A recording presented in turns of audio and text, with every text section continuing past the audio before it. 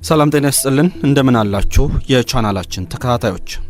ዛሬም እንደተለመደው ለእናንተ ጠቃሚ ይሆናል ብለን ያሰብነውን አንድ ጉዳይ ይዘንላችሁ ቀርበናል። በዛሬው ዝግጅታችን ላይ ረጅም ዕድሜን እንድንኖር ከዛም አልፎ ደግሞ ጤናማ እንድንሆን የሚረዱንን 10 የአትክልት አይነቶች ወደ እናንተ የምናደርስ ይሆናል። ላይክና ሰብስክራይብ እያደረጋችሁ እስከ ፍጻሜው አብራችሁን ቆዩ። በመጀመሪያ የምንመለከተውና ለሰውነታችን እጅግ አስፈላጊ የሆነው አትክልት ነጭ ሽንኩርት ነው።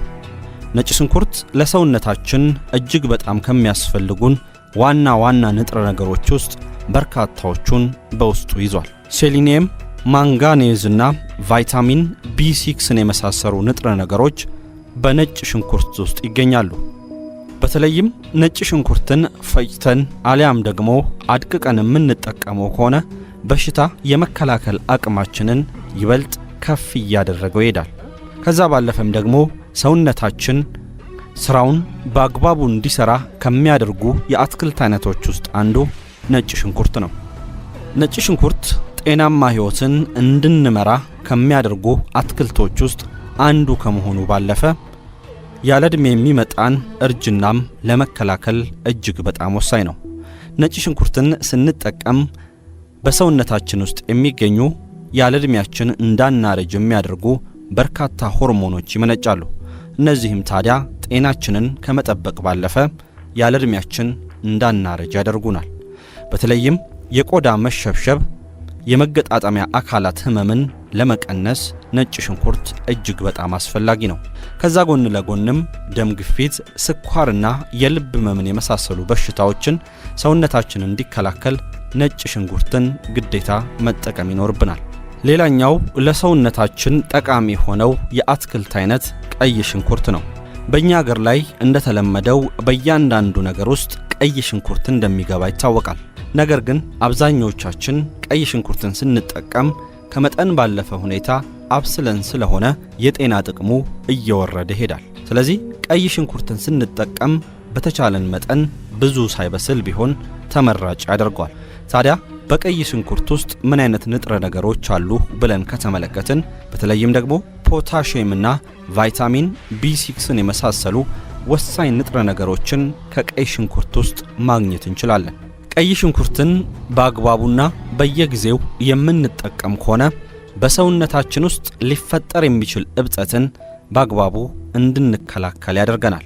ከዛ ባለፈም በሰውነታችን ውስጥ የሚፈጠሩና ለሰውነታችን አላስፈላጊ ሆኑ ጎጂ ተዋሲያን ከሰውነታችን እንዲወገዱ የቀይ ሽንኩርት ሚና እጅጉን ከፍ ያለ ነው። የደም ግፊትን ለመቆጣጠርም ወሳኝ የሆነው ቀይ ሽንኩርት ከዛ ጎን ለጎን ግን በሰውነታችን ውስጥ ያለውን የኮሌስትሮል መጠን ለመቆጣጠርም ይረዳናል። ቀይ ሽንኩርትን በየጊዜው የምንጠቀም ከሆነ በሰውነታችን ውስጥ ያለው አላስፈላጊ ኮሌስትሮል ከሰውነታችን እንዲወገድ ያደርገዋል። ጎን ለጎን ደግሞ ጠቃሚ የሚባለው የኮሌስትሮል አይነት በሰውነታችን ውስጥ ይበልጥ እየሰፋ እንዲሄድም ያደርጋል። ሌላኛው ረጅም ዕድሜ ለመኖርና ጤናችንን ለመጠበቅ የሚረዳን የአትክልት አይነት ብራሰልስ ስፕራውትስ ይባላል። ብራሰልስ ስፕራውት እንደ አበባ ጎመን፣ ብሮኮሊና ጎመንን የመሳሰሉ የተለያዩ የአትክልት ዘሮችን በስሩ የያዘ የአትክልት አይነት ነው። በእነዚህ አትክልቶች ውስጥ ታዲያ ቫይታሚን K የተባለውን ንጥረ ነገር እናገኛለን። ይህ ንጥረ ነገር የደም መርጋትን ለመከላከልና ለአጥንት ጥንካሬ እጅግ አስፈላጊ ነው። በሽታን ለመከላከል የሚጠቅመውና ለሴል ክፍፍል የሚያስፈልገን ቫይታሚን ሲንም ከዚህ አትክልት ማግኘት እንችላለን። ቫይታሚን A፣ ቫይታሚን B6 እና ማንጋኔዝ እንዲሁም ፖታሺየምን የመሳሰሉ ንጥረ ነገሮችንም ከብራሰልስ ስፕራውትስ ማግኘት እንችላለን። ብራሰልስ ስፕራውትን በየጊዜው የምንጠቀም ከሆነ ከፍተኛ የሆነ ፋይበርን እናገኛለን። ፋይበርን በተደጋጋሚ ሰውነታችን የሚያገኝ ከሆነ ደግሞ በሰውነታችን ውስጥ ምግብ በቀላሉ እንዲፈጭ ያደርገዋል። ከዛ በተጨማሪም የአንጀት ጤናን ለመጠበቅም ብራሰልስ ስፕራውት እጅግ አስፈላጊ ነው። በዓለም ዙሪያ በጣም በርካታ ሰዎች ከሚጠቀሟቸው የአትክልት አይነቶች ውስጥ አንዱ ቲማቲም ነው። ቲማቲም በአብዛኛው የዓለም ክፍል ተጠቃሚው በርካታ እንደሆነው ያክል ለጤናችን ያለው ጠቀሜታም እንዲሁ በርከት ያለ ነው። ቫይታሚን ሲ፣ ቫይታሚን ቢ6 እና ቫይታሚን ኬን የመሳሰሉ ወሳኝ ንጥረ ነገሮችን ከቲማቲም እናገኛለን። ቲማቲምን በተደጋጋሚ የምንመገብ ከሆነም በርካታ አንቲኦክሲዳንቶችን ወደ ሰውነታችን እናስገባለን። እነዚህ አንቲኦክሲዳንቶች ደግሞ ጤናችንን ለመጠበቅ ይረዱናል።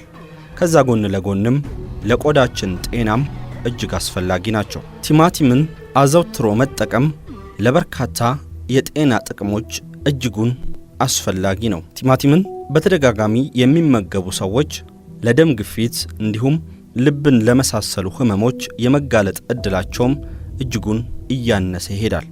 በአካባቢያችን ውስጥ በቀላሉ ልናገኘው የምንችለውና ለጤናችን እጅግ በጣም አስፈላጊ የሆነው ሌላኛው አትክልት ጥቅል ጎመን ነው። ጥቅል ጎመን የካሎሪ ይዘት እጅግ አነስተኛ ቢሆንም በውስጡ ያሉት ንጥረ ነገሮች ግን በርካታና ለጤናችንም እጅግ በጣም አስፈላጊ ናቸው።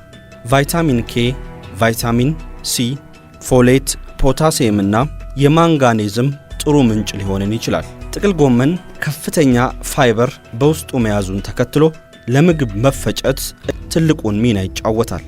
ከዛ ጎን ለጎንም የአንጀት ጤናን ለመጠበቅ ጥቅል ጎመን አስፈላጊነቱ ከየትኛውም አትክልት በላይ ነው ቢባል ማጋነን አይሆንም።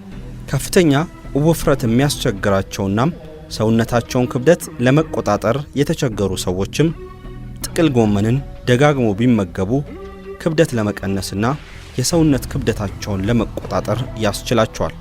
ሌላኛው ለሰውነታችን እጅግ አስፈላጊ የሆነው የጎመን አይነት አበባ ጎመን ነው። አበባ ጎመንን በተደጋጋሚ የምንጠቀም ከሆነ በሰውነታችን ውስጥ ያለውን የኦክሲዳንት ውጥረት ለመቆጣጠር ይረዳናል። እንደ ጥቅል ጎመን ሁሉ ክብደትን ለመቆጣጠርም የአበባ ጎመን ወሳኝነት ከፍ ያለ ነው። በአበባ ጎመን ውስጥ ያሉ ንጥረ ነገሮች ክብደትን ከማስተካከል ጎን ለጎን በሰውነታችን ውስጥ ሊከሰት የሚችልን የካንሰር ህመም ለመከላከልም አስፈላጊነት አላቸው። በካሎሪያቸው እጅግ አነስተኛ ለሰውነታችን በሚሰጡት ጥቅም ግን ተለቅ ያለ ጥቅም ካላቸው የአትክልት አይነቶች ውስጥ አንዱ ብሮኮሊ ነው። ቫይታሚን ሲ፣ ቫይታሚን ኬ እና ፎሌትን የመሳሰሉ ንጥረ ነገሮችን ከብሮኮሊ እናገኛለን። በተለይም ሴሎቻችን እንዳይጎዱ ከሚያደርጉ የአትክልት አይነቶች ውስጥ አንዱ ብሮኮሊ ነው። በአብዛኛው ክብደትን መቀነስ የሚፈልጉ ሰዎች ከሚጠቀሟቸው የአትክልት አይነቶች ውስጥ አንዱ የሆነው ሰላጣም ለጤና የሚሰጠን ጥቅምም እጅጉን ከፍ ያለ ነው።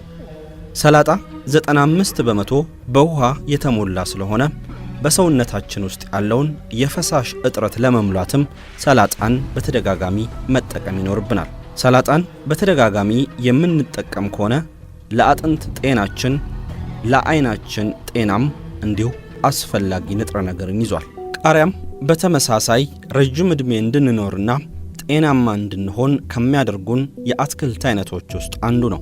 ቃሪያን በየቀኑ የምንመገብ ከሆነ ሰውነታችን ከሚፈልገው የቫይታሚን ሲ ውስጥ 100%ን በአንድ ጊዜ ማሟላት እንችላለን። በመጨረሻ የምናገኘው የአትክልት አይነት አቮካዶ ነው። ዝቅተኛ ካርቦሃይድሬት ካላቸው የአትክልት አይነቶች ውስጥ አንዱ የሆነው አቮካዶ የሰውነት ክብደትን ለመቆጣጠር ይረዳል። ከዛ ባለፈም በውስጡ የያዘው ከፍተኛ የሆነ ፋይበር ለምግብ መፈጨት ትልቅ አስተዋጽኦ አለው። በውስጡ ፋትን የያዘው አቮካዶ ከሌሎች ምግቦች በተለየ ለጤናችን ተስማሚ የሆነና አላስፈላጊ ያልሆነ ፋትን በውስጡ በመያዙ ለጤናችን ተስማሚ መሆን ይችላል።